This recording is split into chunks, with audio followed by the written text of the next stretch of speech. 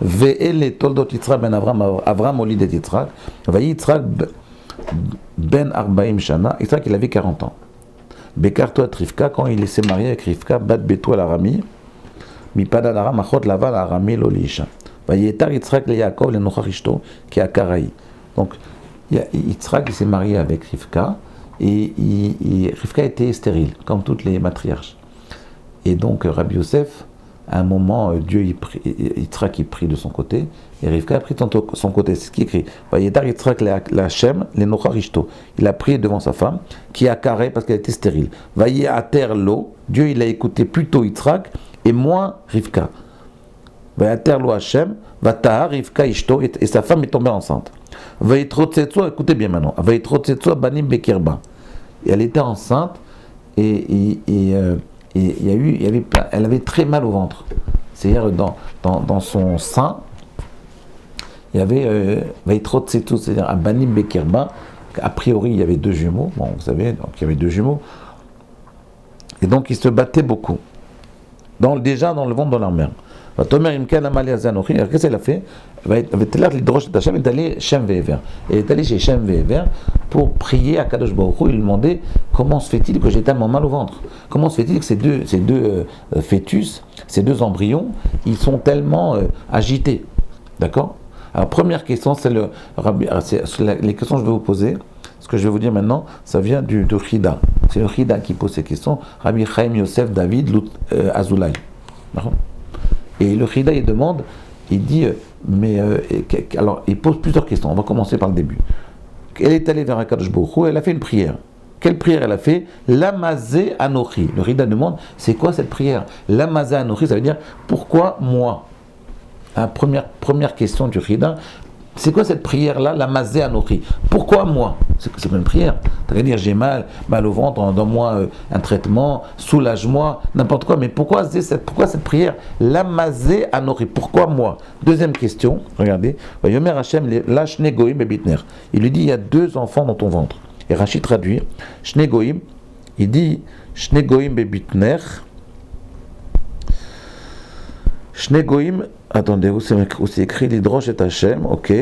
Shne Leomi Mehem, deux peuples, deux nations. En Leum et la Melachot. Mais Maï Pardou, et il dit c'est quoi ces deux peuples? Shne Goïm et Bitner, Geim Ktiv, deux nations. Elou qui sont Antoninus et Rebi. Chez l'Opasco Mial Shulchanam, l'Otsnon velo Chazeret, velo Bimot Achama, velo Bimot Akshamim. Il dit c'est qui ces deux enfants qu'elle a dans le ventre? Normalement c'est Yaakov et Esaü, c'est Yaakov et Esav. Eh bien Rachid ne dit pas Yaakov et Esav, il dit Antoninus et Rebi, ils sont venus 2000 ans plus tard. D'accord? La question que pose le Rida, pourquoi Rachid il dit qu'on parle ici d'Antoninus et Rebi. Ce qu'est Antoninus et Rebi? Antoninus et Rebi, ils étaient amis. Regardez dans l'Egmara de Sanhedrin, page 90, on parle des discussions sur les rives de Jérusalem, vous voyez, au coucher de soleil, entre Antonin, l'empereur Antonin et Rabbi Odanassi. Et ici, on nous dit les deux descendants qui vont descendre, qui sont dans la matrice de Rivka, c'est Antoninus et Rebi. Et Rachid demande, et le Chida demande, pourquoi on parle d'Antoninus et Rebi? On aurait dû dire Yaakov et Esav. Deuxième question. Troisième question, la plus simple, Shne Goïm et Bitner, Shne Leomim Maïri Pardou, ou le Hom Ilhom Yametz, deux peuples de nations, Vera Yavot Saïr, le plus grand, il va faire travailler le plus jeune. Vaimle ou Yamea la Ledet, Veine Tomim Bebitna. Et quand la troisième question du Chida, c'est de dire, Rabbi Yosef, c'est de dire, comment se fait-il que quand il lui a dit Dieu, elle vient se plaindre, dit j'ai très mal au ventre, ça va pas, il y a quelque chose qui va pas. Et Dieu lui dit oui mais t'inquiète pas, il y a deux peuples en toi, et ces deux peuples-là vont être deux entités extrêmement importantes dans l'avenir. Quand il lui dit ça, elle se calme. En quoi cette question, elle a réussi à calmer Rivka? En quoi cette question répond, en quoi cette réponse elle répond à la question qu'a posée Rivka? Comprenez? C'est quoi, en quoi elle est rassurée par cette réponse? Elle a dit j'ai très mal et je sens quelque chose qui ne va pas. Lui non mais t'inquiète pas, il y a deux peuples. Mais elle sait qu'il y a deux peuples. Elle sait qu'il y a deux enfants dans ce peuple. Et troisième question. Deuxième question, pourquoi Antonin et Rebi et pas Yaakov et Esav? Et première question, c'est quoi cette prière? Lamazé Anochi. D'accord? Vous avez la réponse, Rabbi Yosef? Alors la réponse, je vais dire, c'est que en fait, le Chida il répond, il dit comme ça. Il dit en fait, quand il dit Lamazé Anochi, qu'est-ce qu'elle veut dire? Elle veut dire pourquoi moi et pas ma belle-mère? Pourquoi je n'ai pas fait comme ma belle-mère? C'était la question essentielle de Rivka. Elle dit ma belle-mère était intelligente. D'elle devait sortir Abraham et Ishmaël. Qu'est-ce qu'elle a fait? Sarah, Imeno. Elle a fait en sorte que Abraham il sorte d'elle et Ishmaël il sorte d'une servante. Et elle s'est dit, Rivka, pourquoi j'ai pas fait comme ma belle-mère? Ça, la Mazane, pourquoi j'ai pas fait comme ma belle-mère? Elle a senti, elle a compris, elle a réalisé que de son sein, de sa matrice, allait sortir Esav. Un énorme rachat qui va être à l'origine de meurtres énormes du peuple juif pendant des générations. Esav qui va donner Amalek, qui va donner Hitler. D'accord? Donc ça veut dire qu'en réalité, elle a dit, pourquoi je n'ai pas fait comme ma belle-mère? Pourquoi je n'ai pas sorti de mon ventre quelqu'un comme...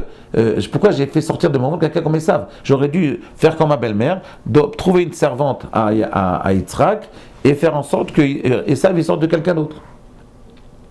D'accord? Qu'est-ce qu'il lui répond à Akadosh Baruch Hu? Comment Akadosh Baruch Hu lui répond? Rabbi Yosef, il dit, t'inquiète pas, il va sortir de toi Antonin et Rabbi. Pourquoi pas Yaakov et Esav? Je vais vous dire pourquoi. Parce que dans Esav, écoutez bien ce principe-là, Esav en réalité, comme il est sorti du ventre de Rivka, il va avoir une puissance énorme. Il va atteindre une puissance énorme, aussi bien dans le mal, plutôt dans le mal, mais également dans le bien.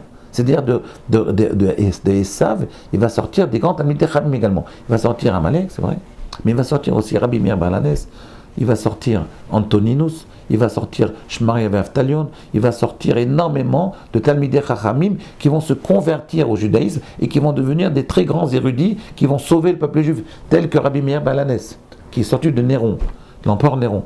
D'accord? Donc en réalité, il lui a dit, Dieu, t'inquiète pas, moi ça ne me dérange pas. Vous voyez Ishmaël qui est sorti d'une femme, d'une matrice, d'une femme non juive. Ben, il n'est pas sorti un seul Talmid Chacham. Même s'il y a eu des musulmans qui sont convertis au judaïsme, il n'y a personne qui est connu, qui est sorti un immense érudit. Un immense érudit. D'accord? Voilà. Ça veut dire qu'en réalité, c'est pour ça qu'elle a été rassurée, c'est le fait que ça il sorte d'elle, c'est vrai qu'elle va être punie un peu de ça. Elle va souffrir de ce fait-là. Mais d'un autre côté, ça va permettre au peuple juif de donner des très grands érudits qui vont se convertir de